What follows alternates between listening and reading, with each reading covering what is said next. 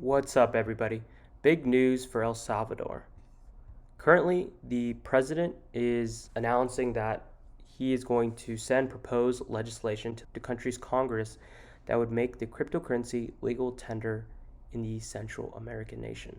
This is huge. The approval ratings of this president are actually above 90%.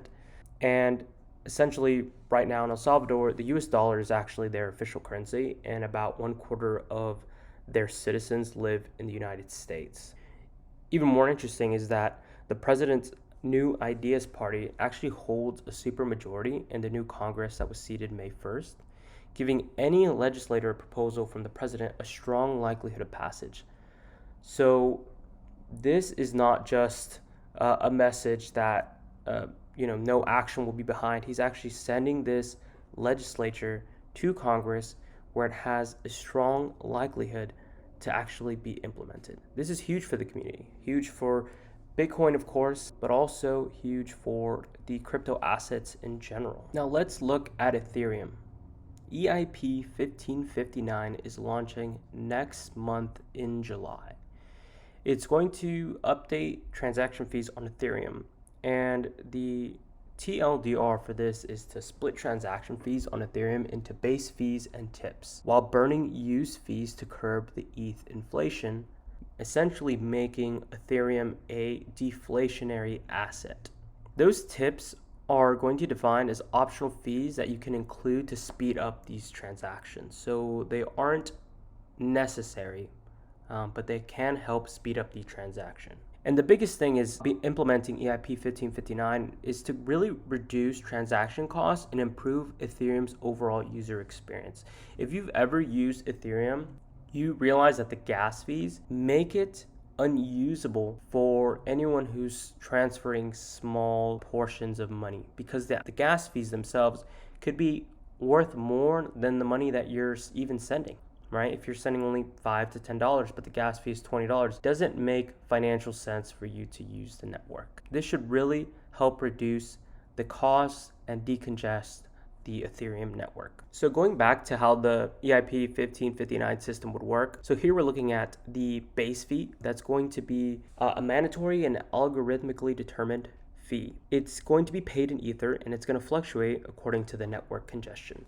The proposal aims to keep the network close to a 50% usage rate, meaning that each confirmed block is 50% full. If the network usage exceeds 50% capacity, the base fee automatically increases, and vice versa. Falls below 50%, the base fee decreases slightly. And again, the big change is we're having this base fee that's going to be burned or destroyed after the collection, and it would not be kept by miners. And the intention of this is to reduce Ether's circulating supply and potentially drive up the value of a coin by increasing the scarcity over time. The other aspect of the fees is the tips. If you want this transaction to be processed quickly, they're going to allow you to add a tip on top of the base fee. The tips are going directly to miners, who then are incentivized to prioritize that transaction that includes the tips.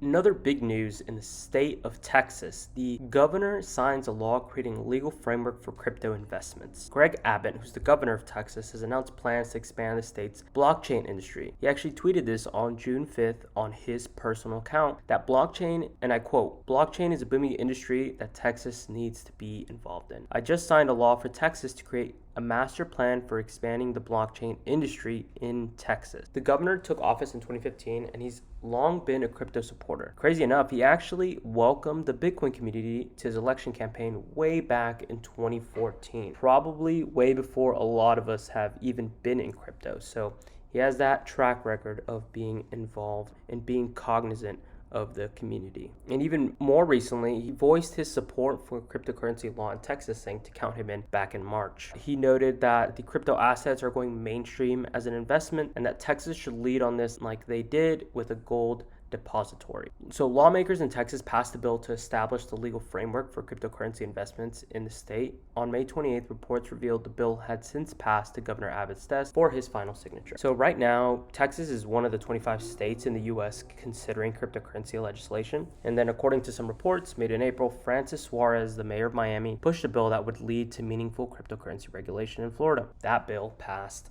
after a unanimous vote in the Florida House of Representatives. And the state of Wyoming also passed a bill relating to cryptocurrencies all the way back in 2019. On a separate but similar note, we've all heard of the China FUD, the fear, uncertainty, and doubt coming that China was going to crack down on Bitcoin miners. Cryptocurrency miners from China actually started moving their operations overseas. And reports indicate that they're looking at North America, specifically the US, as a potential site. Beforehand, the US accounted for 11% of the Bitcoin hash rate. Since China announced its crackdown, that figure has now increased. Texas is one of those states reportedly favored on account of its advantageous energy prices. In addition, the considerable percentage of Texas' energy generation comes from renewable resources.